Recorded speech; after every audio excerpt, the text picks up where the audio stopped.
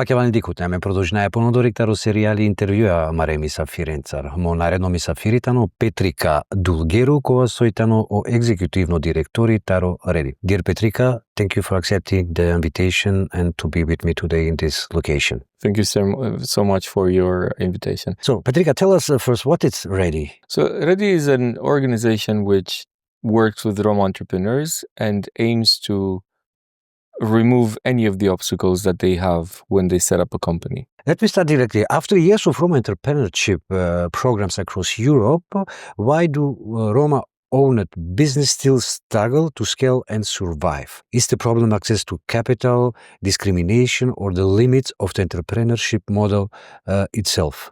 I think all three, to some degree. In some of the cases, they're combined. In other cases, they operate together or two of them. So I think one of the strongest is not necessarily access to capital. People think that they're limited because they don't have enough resources. And certainly this is one of the troubles. But I believe the biggest problem is the business model. So the business model is linked to the fact that many of the Roma entrepreneurs copy or they try to implement the same business they did 20 years ago. But the world has changed. You can no longer have competitive advantage by buying clothes from Turkey and selling them in Shatorizari or in Belgrade. Because at this point, multinationals are doing this at larger scale for much lower costs. Zara, H&M have really kicked out a lot of the small sellers selling clothes. So I think business models need to be reinvented. E-commerce is another reason where a lot of innovation happened, but very few of our Roma people work in the digital space. I think in the end, knowledge and know-how is super important. People need to migrate towards new type of businesses, different models in which they can create added value. And finally, of course, if that's needed, also money is very important. In 2025, what tangible economic result did REDI deliver? So I think we're still really at the beginning, and we've been on the field for several years, but we still operate as a startup. So we have provided up to, I think, close to 1,000 loans that have reached out to Roma communities in several countries where we operate. And I think it's very difficult to more or less say where these loans are because they're spread out on a large geography. This was the proof of concept phase, which was finalized because we were able to disburse 5 million and money have started being repaid. And these repayments are in line, in some of the cases actually much better than what we see in the mainstream. That's one point. The second point is we have our companies which are slowly starting to generate added value. For example, Pappo Crafts in Romania is a company that buys products from Roma communities and then sells them into the mainstream society via Carrefour, via different partnerships with Deleuze and Mega Image, and also via online. So I think with this, we're creating jobs and we're supporting the entrepreneurs to increase their sales. If you had to justify REDI's impact to a skeptical finance minister, what number would you lead with? So for every euro that we put in REDI, there's between 4 to 6 years are being generated in the society. I think this is one of the points. I'm now working on increasing that return on investment from 4 to closer to 15, which is what I think is very realistic to go. Critics say Roma entrepreneurship initiative often remains small-scale and symbolic. How do you respond to the claim that REDI is helping success story, but not changing the system? Yeah, I think this is a very tough claim. I don't know if it's a matter of challenging the system per se, because we're doing it person by person. And maybe the system will not feel it, but that respective family will. And I think we need to have this approach of working with sufficiently high number of people that in the end, the ministries, the governments will see it and will be convinced of the value. And I think we're already on a right track because the European Commission sees it and sees the advantage. I think European Investment Fund also sees it and the rest of the people who support us. So this is a long-term process and I think we will also end up challenging the system, but I don't think that's the point. Who carries the biggest responsibility for Roma economic exclusion today? Governments, banks, or corporations? I think the governments do. I think the banks are trying to do what's best for themselves, but I think it's the responsibility of the government to make sure that, first of all, each of their citizens have access to bank accounts. I think this is one of the points. The second point is the governments are the ones who should provide support to the entrepreneurs to start businesses and generate jobs. And in the end, it's also the governments who benefit from the taxes paid by the entrepreneurs. So I think in the end, the banks are going to do what's financially sensitive, and capitalism will say, I don't care how you look like.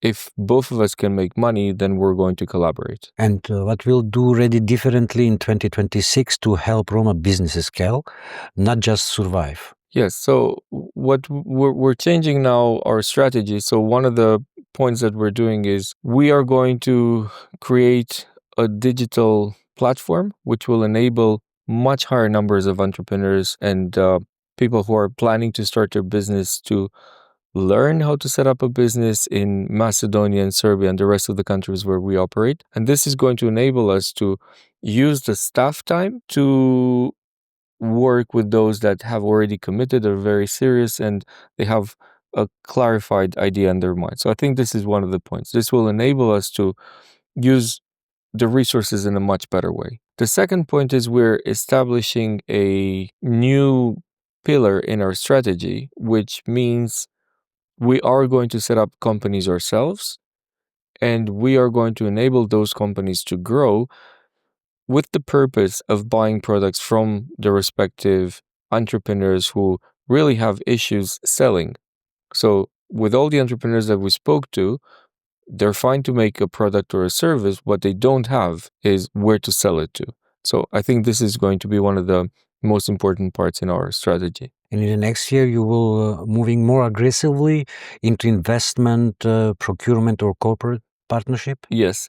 So next year's one of our key strategies to enable entrepreneurs to reach out to procurement opened by the states. So pushing governments to have provisions for socially responsible procurements and have specific lots which are earmarked for the Roma community. And by the end of 2026, what specific economic outcome should we use to judge REDI's success? So I think it's going to be the number of people that we work with, the cost per person that we work with, and finally, the amount of resources that we bring into the Roma community. But give me one hard metric.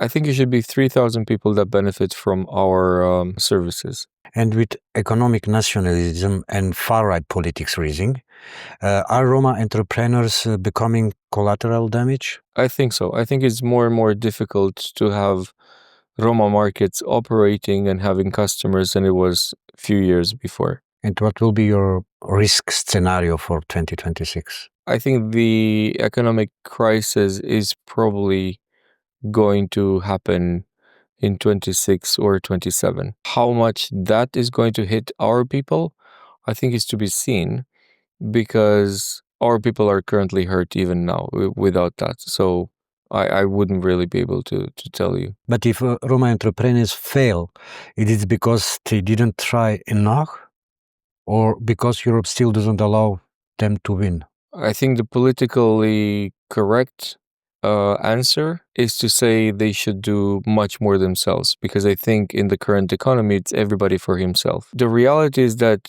Europe constantly claims we should never leave anyone behind. And I think Europe has really deserted the Roma community in the past 10 or 20 years.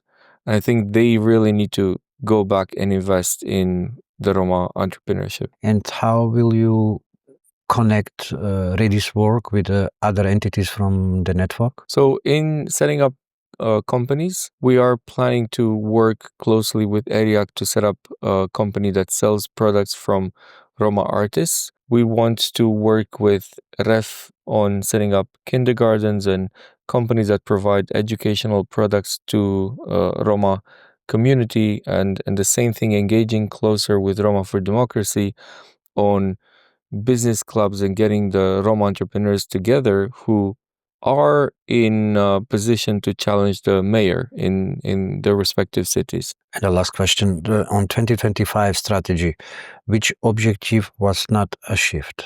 I think advocacy, we didn't do a lot in advocacy. We spent most of our resources elsewhere, but I think advocacy is a very important point. Having a strong communication strategy and meeting up the European Commission and the government, selling the model so that they can do much more than we can. Thank you for being my guest. Thank you, Adrian. Паќе дикотнеат вас сине о Петрика Дулгеру о екзекутивно директори таро REDI. Овен састесо дикленамен, тај дикајамен ко наредно серијали.